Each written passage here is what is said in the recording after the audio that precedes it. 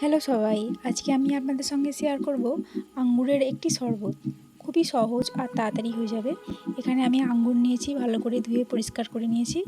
এবার আমি পরিমাণ মতো জল দিয়ে খুব ভালোভাবে গ্রাইন্ড করে নেব।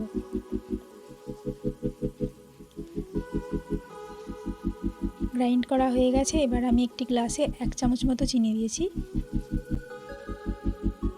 এবার আমি যে আঙ্গুরের রস বানালাম সেটি দিয়ে দিচ্ছি।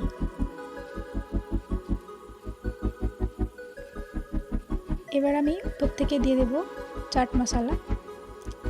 আপনারা চাইলে এখানে জলজিরাও ব্যবহার করতে পারেন। খুব ভালোভাবে মিক্সড করে নিচ্ছি। মিক্সড করা হয়ে গেছে। উপর থেকে আমি আঙ্গুর দিয়ে এভাবে সাজিয়ে নিয়েছি। আপনারা অবশ্যই তৈরি করবেন, দারুণ খেতে।